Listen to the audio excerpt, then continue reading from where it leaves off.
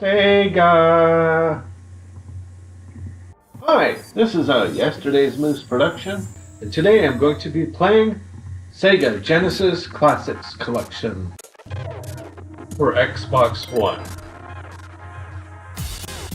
This has been released on other systems, but I just happen to have an Xbox One, so I'm going to be doing a little bit of a review, which is something different, something that I haven't done before. So this will be my first review of a game, an official review. So I'm going to talk a little bit about the interface, the games, the different things that you can do as far as the display is concerned, a little bit of a comparison to another Genesis collection which I happen to have, and we'll see how it goes.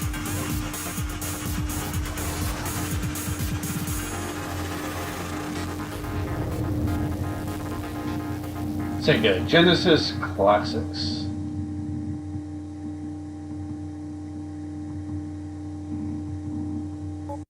Where's the any button? Okay, so here we have the interface, which is a basic room, I suppose, from the 1990s. A few of the other Sega Genesis collections have this interface, ones that are, I guess, downloadable online or Steam or something to that effect. So what do we got here? We got room settings, which you can change the time of day. I'll go ahead and press X. Now you can press Y to do auto, but I found that it never ever works. But you can change the time, as you can see. You can make it nighttime, daytime, whatever time that you want it to be. You can also hide all the labels in the room so that it'll just be a basic room without any of the labels on it. I'm not going to do that just for the purposes of this review. The audio settings, let's see, you can change the game volume, the UI volume, which is the user interface, which is what I'm using right now. And the ambient volume, I'm not sure what that does. I haven't really changed it to see what exactly changes. And I realized it just said changes. Anyways, over here we have the extras. Oops, okay. I guess I'm going to show multiplayer. Online multiplayer. I can't do that because I refuse to pay to go online, and I'm a cheap guy. What do you expect? So I can't show that off. From what I've heard, there's a bit of lag. I'm not sure if that's been improved, and I can't test it to see if it's true or not. We got the credits here, which is, I guess, the credits of the people who made this collection. And you can play that out if you really want to. And here we have the extras. This is something that's interesting and unique about this collection. I kind of like these extras. That being said, I'll just go ahead and show it off here. We got the achievements. So as you can see, you can check your achievements. I've already gotten a few of them. And you can see how close you are to getting your goal. You have a number of different games. And one thing I'll say about this is, for example, with the Alex Kidd game, you could get this achievement. It says win 50 games of rock, paper, scissors. Now, because this collection has a rewind and fast forward feature, I noticed that these achievements do not take into account whether you rewind or fast forward the game, so you can totally cheat, and you can go into Alex Kidd, you can play rock, paper, scissors, you can go ahead and win a game, and then you just rewind it and play it out and win again, rewind it, fast forward, and that's how you get that. You can also do the same with Golden Axe for the magics. You can just keep rewinding to before you got the magics.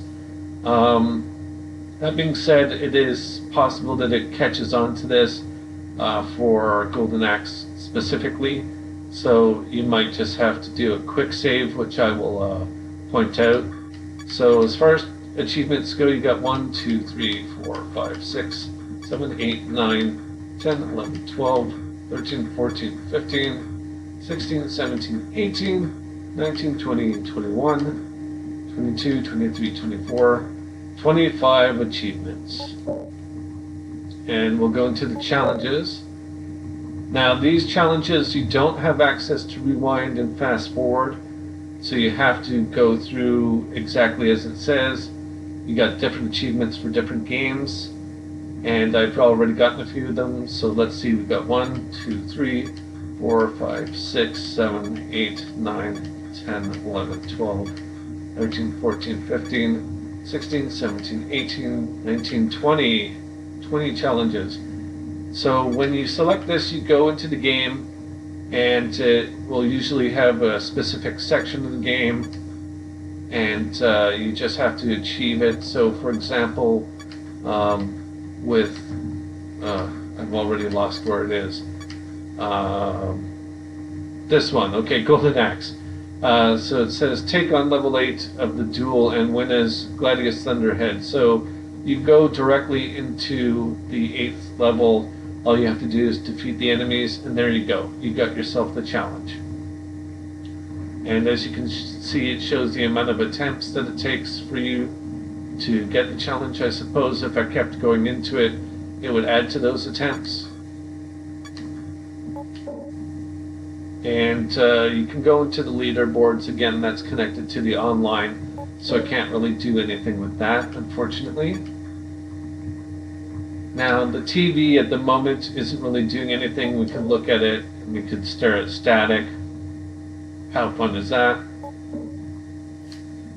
I'll talk about the console settings once I get into an example game, but we can go into the input options. And what I've noticed for the input options is that there aren't really that many input options. There's this layout, which is what I have, and then another layout, which puts the buttons in slightly different configuration. I think it's 1 for 1, so A is A, B is B, X is X, and so on and so forth, but I'm just going to go with layout 0 because that's the one I'm used to. As you can notice, you got a quick save option, and I'll talk about that once I go into games here. Okay, so I'll just go into a game to show off the console settings. I'll just go into Alex Kidd. So you can press X to load a game save if you want. As you can see, this has 4 game save slots, which is rather interesting because that's kind of like the NES Classic and the SNES Classic that allows up to 4 saves, whereas in the previous Sega collection you could just have as many game saves as you want. And I'm talking about the PS3 version because that's the one that I have. So I'm just going to go ahead and play the game, so just press A. And I have it set up to go into full screen right away. And I'll just go ahead and go into the game here. Now, some of these changes aren't very obvious. Okay, first of all, I'm going to get rid of this car because it's going to annoy me if I leave it there. Okay, so you can have a quick save. So let's, for example, I go over here and quick save, and then you go ahead and you load it up. It goes right back to where you left off. So it's kind of like a save state, but it's not the same as saving your game in the save slots because it's only temporary.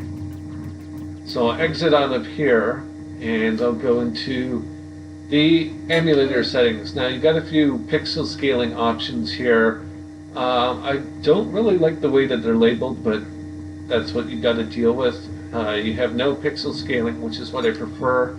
Then you got bilinear. I can't really tell too much. As you can see, it smooths it out a bit. To me, it looks pretty blurry. So you could have that if you want. I noticed that these pixel scaling options have the same name as some of the emulators online, I guess, like EPX. I have no idea what that means. It just says dynamically creates 4 times more pixels based on the original artwork, whatever that means. So go ahead, select that. Go back in here. This one's a little bit better. It's not as blurry. It looks more cartoony, which I suppose is kind of nice. I don't really use it. And so go back to the options. What's that? HQ4X, I guess? Or whatever. I'll go ahead and select it. It says smooth diagonal lines and curves. Okay. So let's look at the edges of things. It's really hard to tell what's going on. And in my opinion, things look a little bit weird when I'm moving around. I'm not sure if that's just me or if it's actually the option that I selected. Die car. Okay, I'll go back here and pick this one. Yeah, I'm not going to read what that says. I'm just going to go ahead and go in. I guess it looks okay. Like I said, it's really hard to tell what it's doing. And I don't like that the enemies come back. And yes, those cars are enemies. Okay, so I'm going to go ahead and just keep this scaling off. Scan lines. This is something that, for example, if I just go and... Oops. Okay, scan lines. If I go full screen, I don't really see any scan lines. Really don't. However, if I exit out and do something which I think is pretty silly and play it like this, now I can see scan lines. Why would you ever play the game like this? Why is this an option? I don't know. I mean, I have a high definition TV for a reason, because I don't miss TVs like this. Okay, so let's go back into the options here. No scan lines. However, we're going to curve the screen because we want to make it look like it's weird. Here we go. Look, you can kind of see how it's curved off, but I'll go into full screen because that's when you can really see it.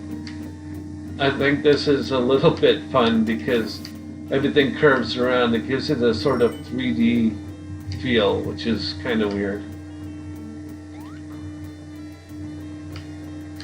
Die car. So I suppose you could use that if you really wanted to. So go back in here. Is there anything else I want to do? I'll get rid of those. Oh, okay. You can stretch to full screen, which is really wide here. Yeah, it looks really distorted. Now the funny thing is that on my PS3, when I play the Genesis collection on that one, I do make it wide like this, but for some reason in this collection I don't like to do that as much. And I suppose it's because it has black borders, whereas in the other Genesis collection that I have, it doesn't have black borders on the screen. Now, you can change the borders if you want. You can put stripes on. And personally, I find these really, really distracting, but I'll show them off.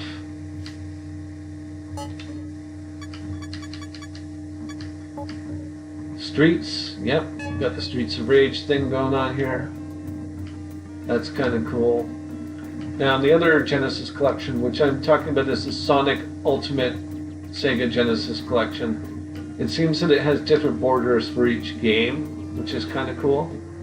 but this one, it just has very specific borders. We've got the Sonic border here. Good only if you're playing Sonic the Hedgehog. I also think the video looks a little bit weird when it puts borders. Not exactly sure what that is. It might just be my capture device, but it looks like it's fading out a little bit. Okay, got some wood grain going on here, yep. Look at that. It's like you have a wood TV. Awesome. Alright, what else do we got here? Oh, okay, I didn't mean to do that, but there you go. You can reset the game. Great, I'll go back in. Hello, car is back. I hate you, car.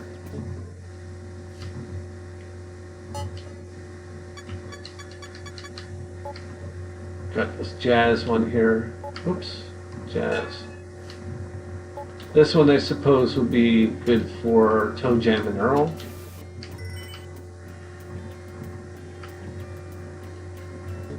What else do we got?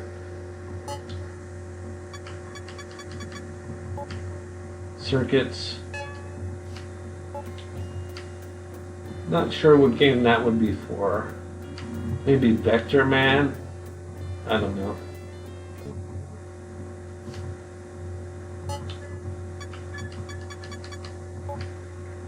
And we got good old Sega Genesis Grid. Oops.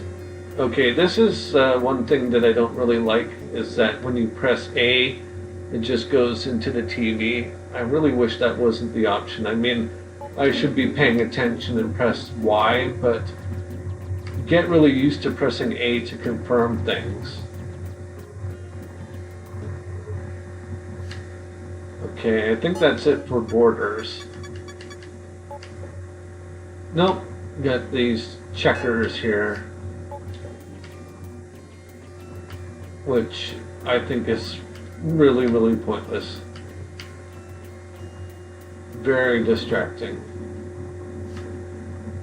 Okay, so I'm going to turn those off.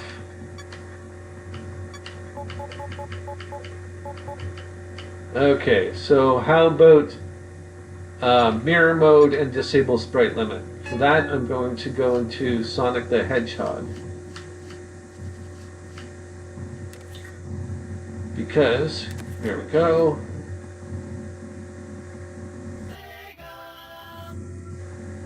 We want to see the introduction screen here. As you can see, Sonic is normal, everything's fine. Go to Green Hill Zone. Okay, exit out. Now we'll go into disable sprite limit and mirror mode at the same time. Reset the game.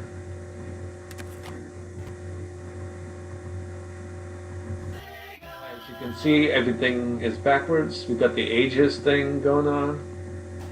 Here's where the sprite limit thing comes into effect. Now for some reason Sonic is over top of his logo thing there. And now instead of going right or left to right, go right to left. I know left from right. And so on and so forth. This is the demo, by the way. I'm not playing this right now.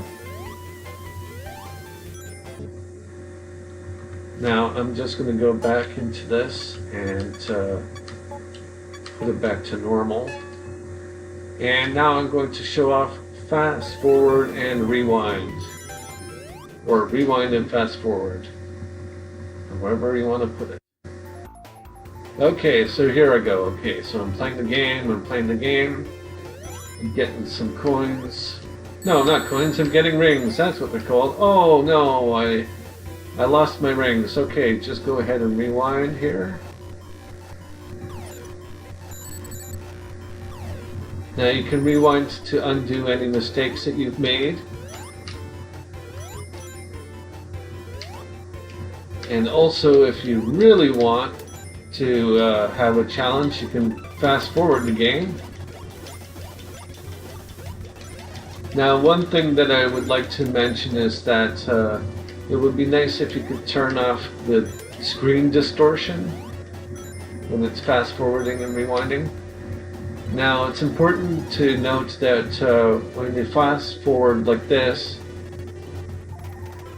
it will just go fast, of course. If you rewind, it's always going to go back to what you did before, and thus erasing anything that happened afterwards.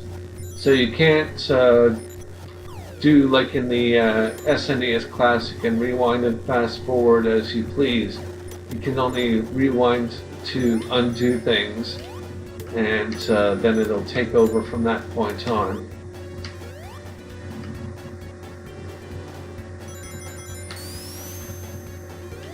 And I'm getting some real weird screen stuff going on, and I think that's because of my capture device.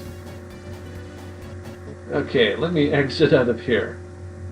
And I'll eject the game for reasons.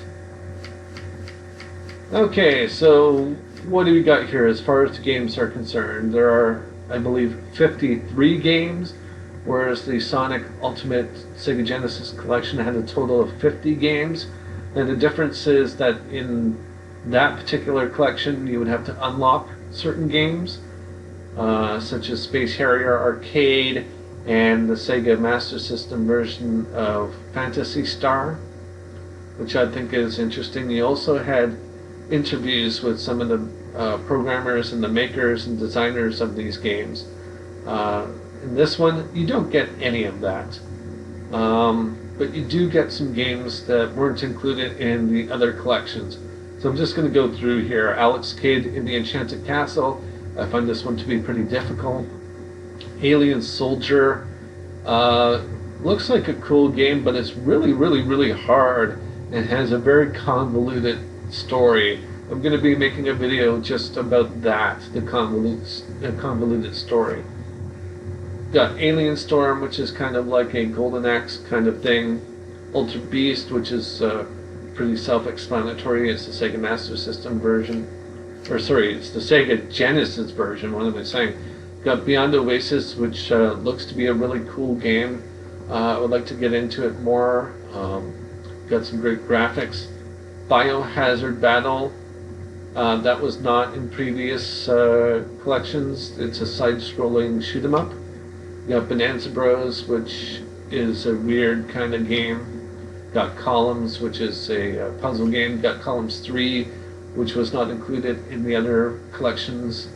Got Comic Zone, which is a pretty awesome game. Crackdown, which was not in previous games. It's an over-the-top kind of thing where you shoot enemies and have to defuse bombs. Deep Cap Attack, which is kind of like a kind of like Kid Cool, I think it's called, for NES, and also Psycho Fox for Sega Master System, which was a pretty okay game. I don't really like Deep Cap Attack, but it's got some interesting graphics and stuff. Got Dr. Robotnik's Mean Bean Machine, which is, I think, a version of Puyo Puyo, which is a puzzle game with bubbles and stuff. Got Dynamite Heady, which is okay, I suppose. I didn't really get into it. eSWAT, City Under Siege, a very early Genesis game. Fatal Labyrinth, which is, I want to call it a procedurally generated labyrinth game, where every time you go into the labyrinth it's always different. Got Flicky, which I think was an arcade game. Game Ground, which is some weird strategic kind of battling things game. Yeah, that totally makes sense. Galaxy Force 2. This is a shoot 'em up where you it's kind of like a first person thing, or sorry, it's a third person thing where you look behind the ship and you shoot at stuff. I don't really like it, but it's there.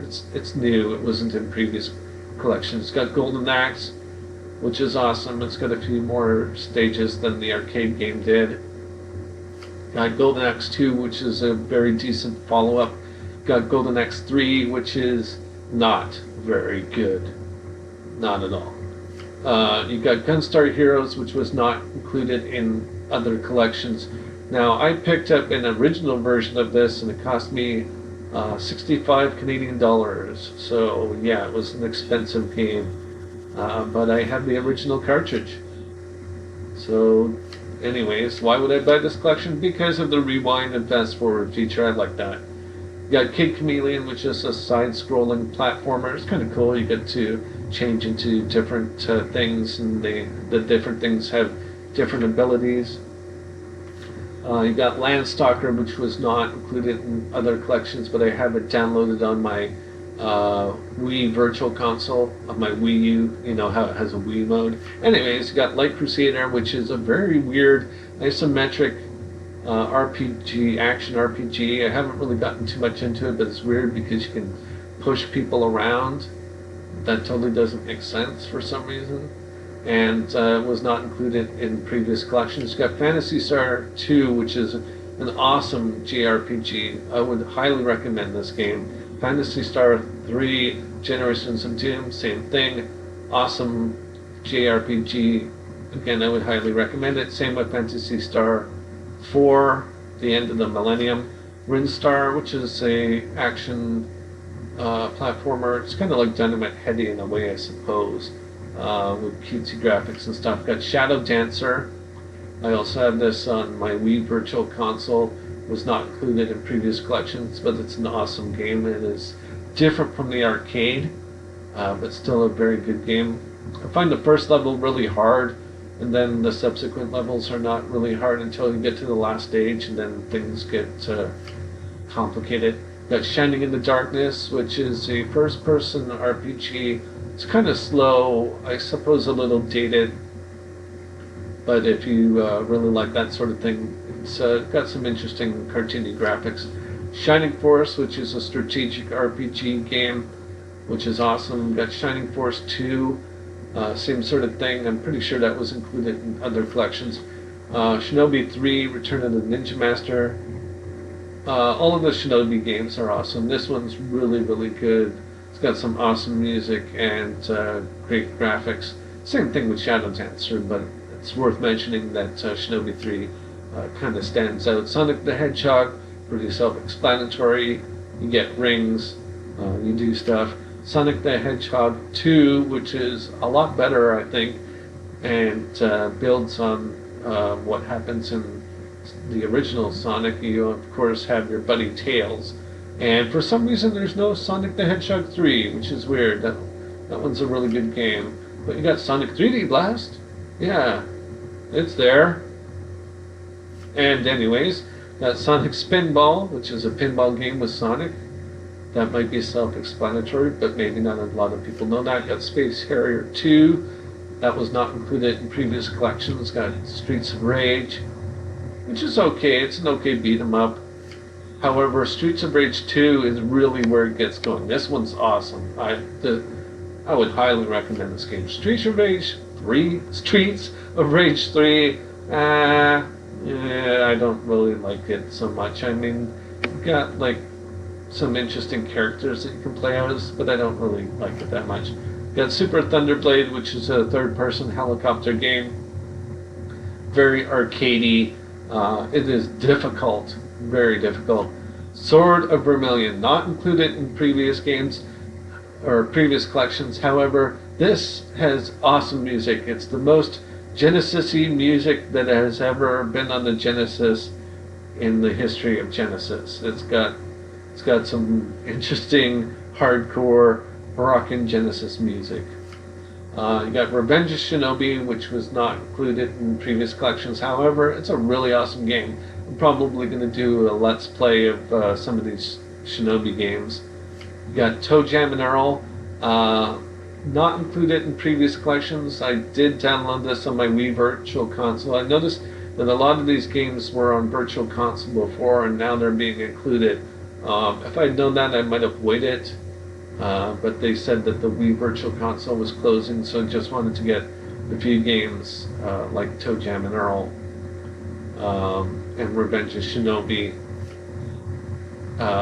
because this collection was not announced at that time. Anyway, you got Toe Jam and Earl in Panic on Funkatron, which is the weird kind of sequel to the game. It's Toe Jam and Earl is an over-the-top kind of search around, collect pieces to your spaceship. Got some weird humans running around doing stuff. And this one, you got to like bottle up all the humans and send them back to Earth, but it's a side-scrolling platformer game. I kind of like it. But I've never played it before until this collection. And okay, so we got a TV. Okay, we got Vector Man, which is a interesting shooter, action, platformy type game with a interesting character. I've never really got into Vector Man, but it seems like a good enough game.